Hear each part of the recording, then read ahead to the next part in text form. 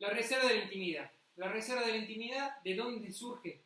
La reserva de la intimidad surge de la dignidad personal del imputado. ¿Sí? Habíamos visto que la igualdad de los tribunales también surge de la dignidad personal del imputado. La reserva de la intimidad también surge de la dignidad personal del imputado. ¿Qué significa la reserva de la intimidad? Que todo aspecto de la vida privada de un individuo que éste quiera preservar del conocimiento e intrusión de los demás debe dejarse de lado por la ley.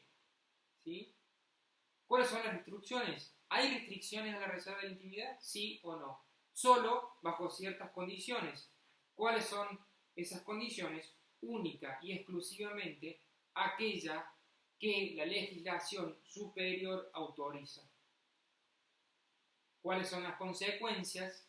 Las consecuencias son en el proceso penal en relación a la prueba. Si se viola el principio de reserva de la intimidad, no va a poder ser utilizada esa circunstancia como medida o como prueba a los fines de acreditar ninguna circunstancia dentro del proceso penal. Una vez que hemos definido la reserva de la intimidad, vamos a decir cuáles son sus proyecciones.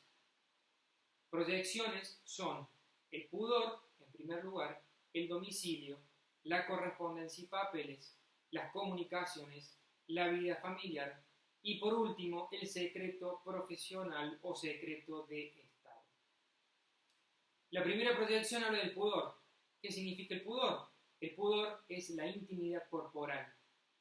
¿Desde cuándo se establece esta reserva de la intimidad en relación al pudor?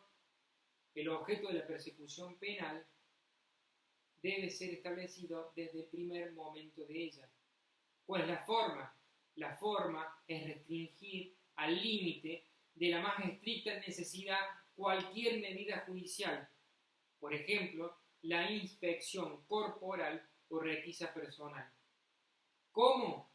¿De qué manera? De una manera cuidadosa, de una manera reglamentada, ¿sí? En relación a las causas, en relación a la forma. Por ejemplo, la requisa femenina.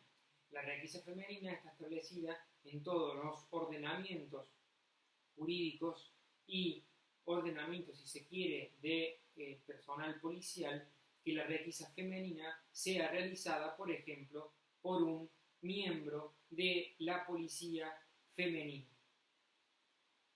La segunda proyección habla del domicilio. El domicilio es la proyección espacial del ámbito de la intimidad. ¿Cuál es el efecto?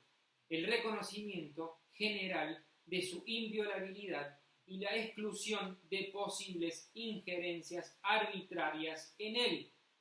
Repito, el domicilio es la proyección espacial del ámbito de la intimidad, cuyo efecto es el reconocimiento general de su inviolabilidad y la exclusión de posibles injerencias por parte del Poder Judicial de cualquier injerencia arbitraria en él.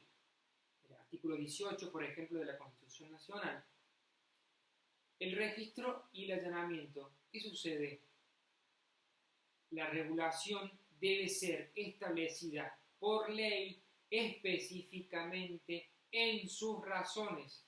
El artículo 18, como veníamos diciendo, de la Constitución Nacional. Juez competente, mediante una orden motivada, previa al acto, escrita, determinada y no reemplazable por ningún otro medio, ni siquiera por el consentimiento del interesado.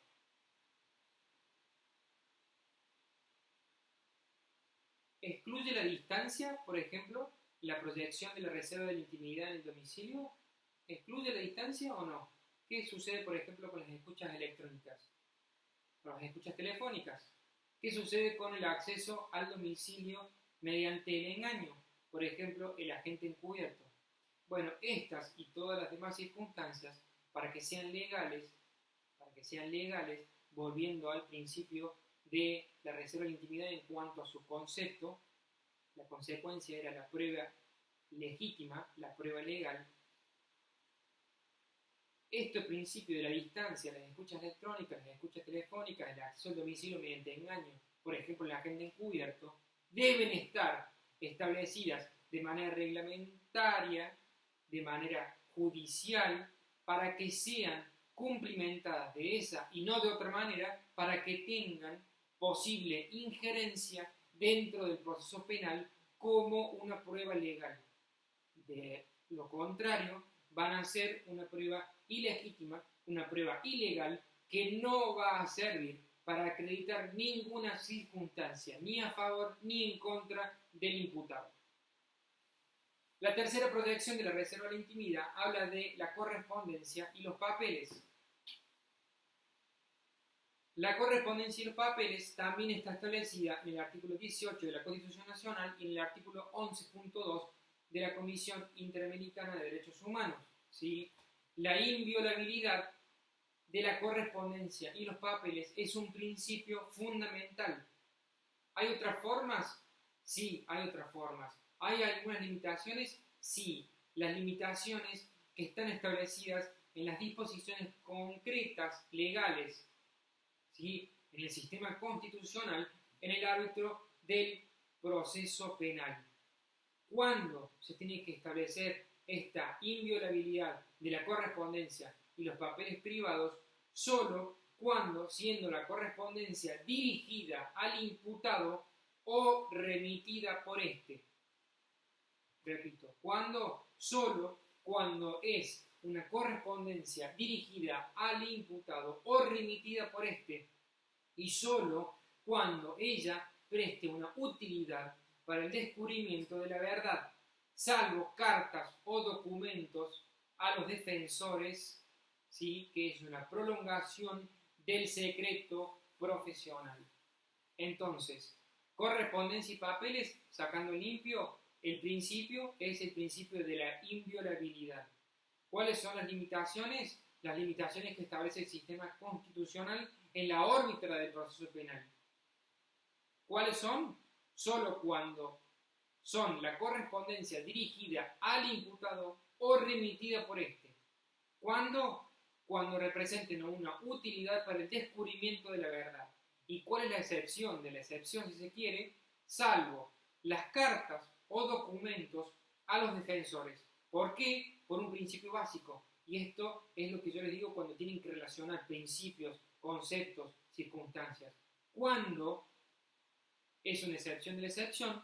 Porque es un efecto o una consecuencia de la prolongación del secreto profesional. Abogado, cliente, abogado, imputado.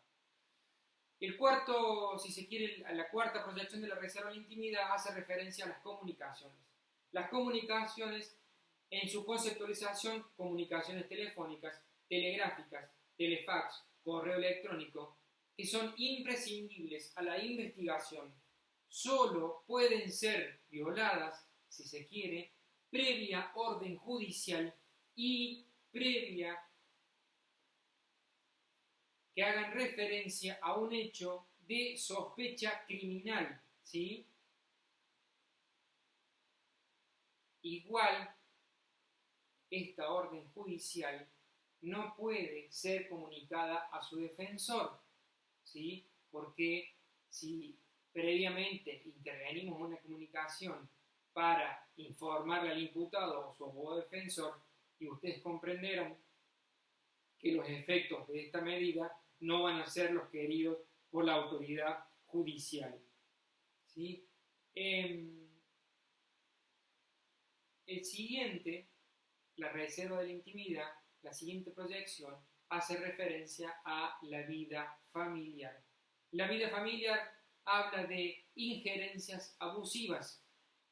Estas injerencias abusivas tienen que ser coherentes o tienen que ser establecidas de manera coherente con el principio de una cohesión interna, ¿sí? ¿De dónde surgen estas limitaciones? De la actividad procesal. Por ejemplo, impedir actos imputativos o probatorios de parientes directos del imputado. ¿Cómo se hace esto? Por la prohibición de denunciar en la práctica o, por ejemplo, con la facultad de abstenerse a declarar en contra del propio imputado si es un pariente directo del mismo. Entonces, vemos que no solamente se establece el principio, solamente se establece la limitación, sino también se establece la consecuencia práctica que está establecida en el ordenamiento jurídico, en este caso el Código Penal, no el Código Procesal, en el que impide, o mejor dicho, faculta a determinadas personas a abstenerse a declarar en contra del imputado cuando así se lo permita. Esto debe ser conjugado con las normas del Código Procesal Penal en el que impiden a ciertas personas declarar en contra del imputado. Y por último, de la reserva a la intimidad, tenemos el secreto profesional o el secreto de Estado. Otras personas, por razones de oficio, profesión o de Estado, deben abstenerse de declarar como testigos sobre los hechos de los que hubiesen sido o se hubiesen enterado en razón de su propia profesión, en razón de su propia función, ¿sí? Igual principio pesa sobre aquellos ministros de un culto admitido, los abogados, los escribanos, los médicos, los farmacéuticos, las parteras, etc., salvo autorización del propio imputado, y se les prohíbe denunciar los delitos que puedan conocer a través de ellas y valiéndose de su propia función. Vamos a seguir con el estado de inocencia y ya es el último puntito antes de pasar al video número 2. El estado de inocencia, ¿cuál es la fundamentación o cuál es la conceptualización, si se quiere? ¿Por qué se establece el estado de inocencia? El estado de inocencia viene de la dignidad personal, de la dignidad que afecta a toda persona. ¿A quién corresponde? Corresponde al imputado. ¿Cuándo corresponde? Corresponde durante todo el proceso, desde el primer inicio de la investigación penal en su contra. ¿Qué es el estado de inocencia? El estado de inocencia se puede conceptualizar como un estado jurídico de no culpabilidad respecto del delito que se le atribuye. Este es el denominado principio de inocencia o derecho a la presunción de inocencia, ¿sí? Que puede ser, o que mejor dicho, es establecido en varios organismos o tratados internacionales. ¿Cuál es el significado? El significado es simple, el significado es práctico. No tendrá que acreditar el imputado, aunque tiene derecho a hacerlo, tiene derecho, pero no tendrá la obligación de acreditar, como tampoco acreditar las circunstancias, ¿sí?, que pueda invocar y eximentes o atenuantes de su responsabilidad penal. Entonces, no va a tener que acreditar su inocencia, como tampoco va a tener que acreditar ninguna circunstancia eximente o atenuante o de existencia de su responsabilidad penal, ¿sí? El estado de inocencia se establece a través de la siguiente fórmula: todo acusado es inocente mientras no se establezca legalmente su culpabilidad.